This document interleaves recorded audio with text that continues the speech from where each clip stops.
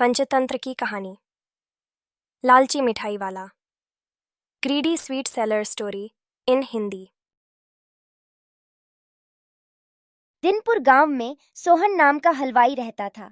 वह खूब बढ़िया और स्वादिष्ट मिठाइयां बनाने के लिए जाना जाता था। इसी वजह से उसकी दुकान पूरे गांव में मशहूर थी। पूरा गांव उसी की दुकान से मिठाई खरीदता था। वह और उसकी पत्नी मिलकर शुद्ध देसी घी में मिठाई बनाते थे। इससे मिठाइयाँ काफी अच्छी और स्वादिष्ट बनती थीं। हर रोज शाम होते होते उसकी सारी मिठाइयाँ बिक जाती थीं और वह अच्छा मुनाफा भी कमा लेता था। मिठाइयों से जैसे ही आमदनी बढ़ने लगी, सोहन के मन में और पैसा कमाने का लालच आने लग गया। अपने इसी लालच के चलते उसे एक तरकीब सूझी। वह शहर गया और वहां से एक दो चुंबक के टुकड़े लेकर आ गया। उस टुकड़े को उसने अपने तराजू के नीचे लगा दिया। इसके बाद एक नया ग्राहक आया, जिसने सोहन के पास से 1 किलो जलेबी खरीदी।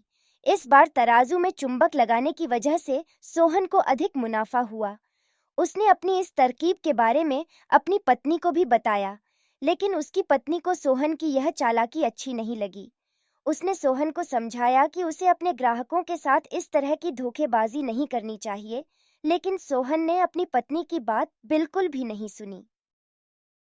वो हर रोज तराजू के नीचे चुंबक लगाकर अपने ग्राहकों को धोखा देने लगा। इससे उसका मुनाफा बढ़कर कई गुना अधिक हो गया। इससे सोहन को काफी खुशी हुई। एक दिन सोहन की दुकान पर रवि नाम का एक नया लड्डू आया। उसने सोहन से 2 किलो जलेबी खरीदी। सोहन ने इसे भी चुंबक लगे तराजू से तोलकर जलेबी दे दी। रवि ने जैसे ही जलेबी उठाई, उसे लगा कि जलेबी का वजन 2 किलो से कम है। उसने अपना शक दूर करने के लिए सोहन से दोबारा से जलेबी को तोलने के लिए कहा।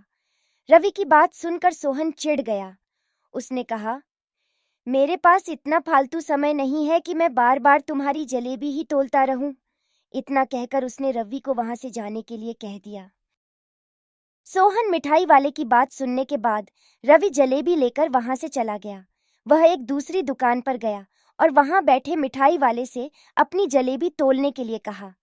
जब दूसरे दुकानदार ने जलेबी तोली तो जलेबी सिर्फ 1.5 किलो ही निकली। अब उसका शक यकीन में बदल गया था। उसे पता चल गया कि सोहन मिठाई वाले के तराजू में कुछ गड़बड़ है।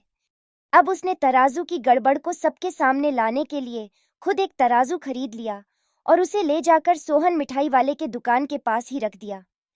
फिर रवि अपने सभी गांव के लोगों को वहां पर इकट्ठा करने में लग गया।